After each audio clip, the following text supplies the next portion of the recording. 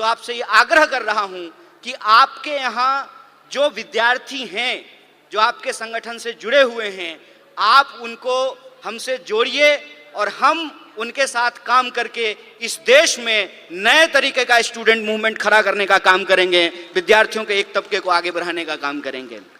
जैसा कि आप सब लोग जानते हैं कि अभी हमारी पार्टी का एक कार्यक्रम आया है कि कैसे नौजवान यूथ जो विमेन लीडर है उसको नर्चर किया जाए।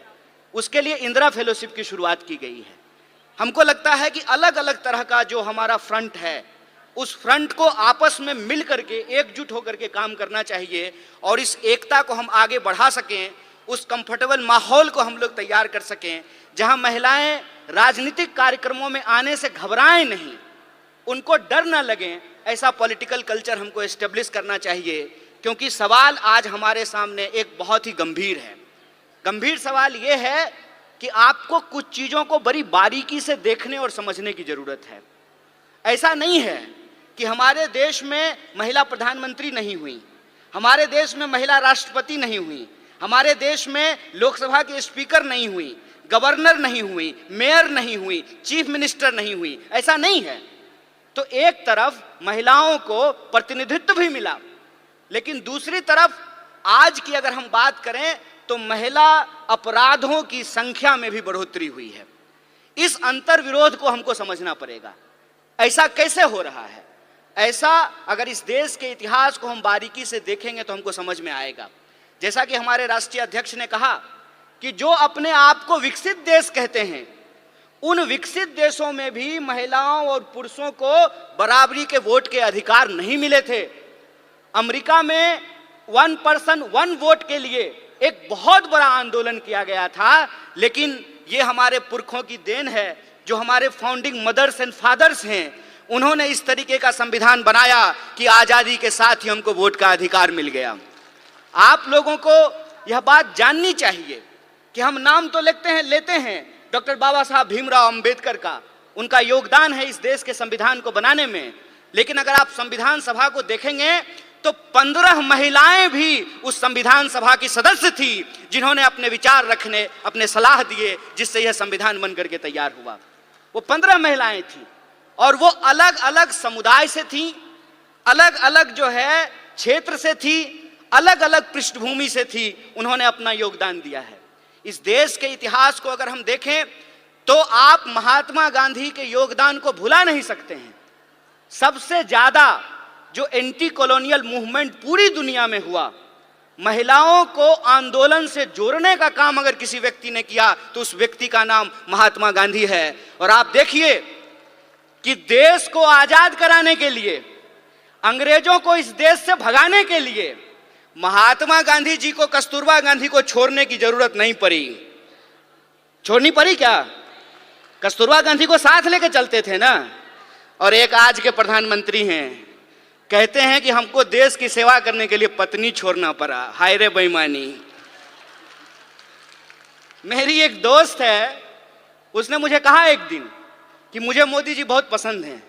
हमने कहा कि तुमको हम ना पसंद हैं यह बात कोई दिक्कत नहीं है, लेकिन तुमको अगर मोदी जी पसंद हैं तो एक बात हम तुमको कहना चाहते हैं, ईश्वर करें कि तुमको मोदी जैसे ही पति मिले।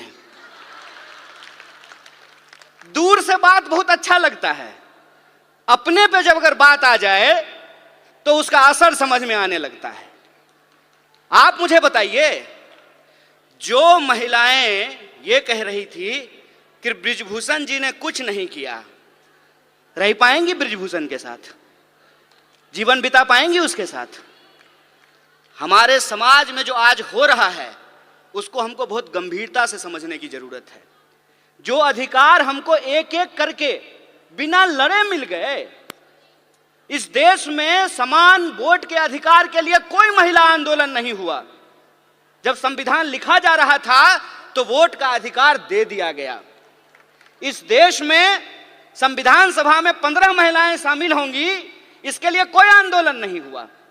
महात्मा गांधी ने अपने इनिशिएटिव से, उस वक्त जो है हमारा अखिल भारतीय महिला संघ नहीं था, महिला कांग्रेस नहीं था उस वक्त, लेकिन गांधी जी ने महिलाओं को घर से निकाल करके अपने आंदोलन में शामिल कराया। और आप जानते हैं, शराबबंदी के खिलाफ जो पिकेटिंग का आंदोलन होता था वो पूर्ण रूप से महिलाओं का आंदोलन था। महिलाएं जाती थीं और शराब की दुकानों को बंद कराती थी। महिलाओं को राजनीति की मुख्य धारा में लेकर के आए, ये एक प्रोग्रेसिव सोच थी। प्रोग्रेसिव सोच के चलते संविधान सभा का ऐसे निर्माण हुआ जिसमें महिलाओं के प्रतिनिधित्व को सुनिश्चित किया गया। और यह प्रोग्रेसिव डेमोक्रेसी थी कि अमेरिका में आज तक, अमेरिका कहता है ना कि हम दुनिया का सबसे मॉडर्न देश हैं, मॉडर्निटी का ठेकेदार हैं। अमेरिका में आज तक कोई महिला राष्ट्रपति नहीं बन पाई है और हमारे यहां महिला राष्ट्रपति बनी और उसी आधार पे भाजपा को कहने का यह हक मिला कि हम एक आदिवासी को राष्ट्रपति बना रहे हैं। बोलिए, लेकिन प्रश्न यह है आज हमारे सामने कि एक आदिवासी को अगर इस देश का राष्ट्रपति बनाया गया है तो मणिपुर में जब अत्याचार हो रहा था तो माननीय राष्ट्रपति ने अपने मुंह पे क्यों चुप्पी साध रखी है? यह राजनीतिक चुनौती है। इस राजनीतिक चुनौती को हमको समझना पड़ेगा और हम यह बात समझें कि विंग बनाने का यह मतलब नहीं होता है कि हम गुलदस्ता हैं, कि नेताजी आने वाले हैं तो 4 महिला को बुला करके वंदे मातरम गवा देते हैं। हम गुलदस्ता नहीं हैं कि भीड़ में जो है आप आगे में 4 लोगों को बिठा करके हमको सजा दीजिएगा। हम तेज पत्ता हैं कि बिरयानी में ऊपर से डाल दीजिएगा और जब खाने लगेगा तो निकाल दीजिएगा। यह प्रतिनिधित्व का सवाल है। प्रतिनिधित्व के सवाल को हमको सीरियसली लेना पड़ेगा और अगर हम सीरियसली लेते हैं तो प्रश्न आता है पॉलिटिकल कल्चर का। आपने देखा सारी जो एंकर हैं वो टीवी पे क्या कर रही हैं? वो कह रही हैं कि मणिपुर पे आप बोल रहे हैं, राजस्थान पे नहीं बोल रहे हैं। अरे राजस्थान क्या, दुनिया के किसी कोने में अगर महिलाओं के ऊपर कोई अत्याचार होगा तो बिना किसी राजनीतिक लाग लपेट के उसके ऊपर सवाल खड़ा करेंगे, उसके खिलाफ बोलेंगे ये हमारा हक है। आप ये व्हाट अबाउट रीच कर रहे हैं। आप ये दिखाने की कोशिश कर रहे हैं कि चोरी हो जाना, डकैती हो जाना और बलात्कार हो जाना एक है। नहीं है एक। किसी का पर्स मारा गया और किसी के साथ बलात्कार हुआ, ये दोनों अपराध एक है क्या? जो सर्वाइवर होते हैं उनकी पूरी जिंदगी जो खराब हो जाती है। सवाल सिर्फ शरीर का नहीं है, सवाल उनकी मानसिकता का है, सवाल साइकोलॉजी का है। इस बात को हमको समझना पड़ेगा और ये दोनों अपराध को मिलाने को, दोनों अपराध को एक बनाने की कोशिश कर रहे हैं। हमको इसकी गंभीरता को समझना पड़ेगा। हमको इस गंभीरता को समझना पड़ेगा कि यह सब कुछ आ कहां से रहा है, उसके पीछे की मानसिकता क्या है। और हमारे राष्ट्रीय अध्यक्ष ने भी यह बात कही और सचिन जी भी ने अपनी बात में इस बात को कहा कि हम मानते क्या हैं, हम सोचते क्या हैं। अगर हम ये सोचते हैं, हमारे सोच में है कि धन की देवी लक्ष्मी है, विद्या की देवी सरस्वती हैं, तो धन की देवी जब लक्ष्मी थी तो राइट टू प्रॉपर्टी का अधिकार क्यों नहीं दिया गया? यह प्रश्न पूछना चाहिए ना। जब विद्या की देवी सरस्वती हैं तो महिला और पुरुष को पढ़ने का अधिकार क्यों नहीं दिया गया?